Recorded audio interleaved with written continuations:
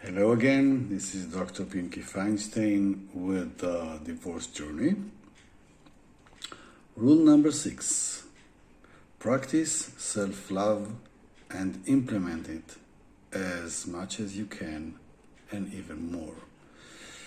Well, I believe that self-love is one of the main tools that we need for every challenge we cope with, even the challenge of being alive. I mean, in all places where we find problems, in all of our troubles, all of the things we stay stuck, we will find lack of self-love. Many people do not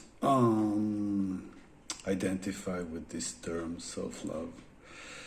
Some confuse it with narcissism or being egocentric or selfish. Yet self-love is the source of feeling good, is the foundation of good relationship with ourselves. And when we travel the divorce journey with all the pain that is involved, all the changes, all the shifts that we are forced to go through, with all the losses, all the misunderstandings, no problems with our children, recurrent problems with our ex, with our family, with our bank, with ourselves.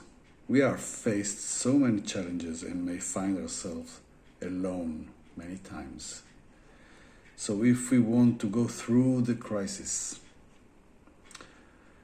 through the holes that we may find ourselves falling to, sometimes the main and the only tool that will be available for us, that will save us, that will take us out from the low place is self-love. The more we practice self-love is something to practice, the more the relationship between us and ourselves gets better. The more this relationship is better, we become more flexible, more creative, less self-critic. We are able to adjust to the changing environment better, and it is much more possible for us to heal ourselves, to forgive ourselves, and to find new solutions for many problems that we face during this journey. Self-love is something to practice and something to implement as much as we can in the way we communicate with ourselves, the way we respond to ourselves, the way we appreciate ourselves, the way we support ourselves, defend ourselves, the way we think about ourselves, the level of friendship we have with ourselves. Self-love is practiced through words that we say to ourselves, to smiles that we may do when we see our image in the mirror. Self-love is about saying no to people or events that are no good for us. Self-love is being there for ourselves as much as possible. Self-love is also saying good things to ourselves, even if we feel bad, even feeling bad with ourselves, even when we are depressed, we are still able to bring some amount of self-love. And the more you practice self-love, the more you realize that you have the choice of using self-love as a tool when you cope with various challenges. The more you practice it, the more it is handy for you. It is there for you. It is a tool that you can use, that you can implement, that you know it, that you are familiar with.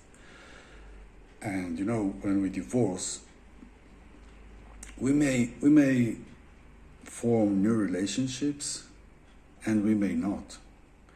But the most important relationship that we may nurture and cultivate and grow from now on through this divorce journey where some of our dreams of having a happy, loving family are shattered, we may find a new dream being fulfilled, being accomplished, having a better relationship with ourselves.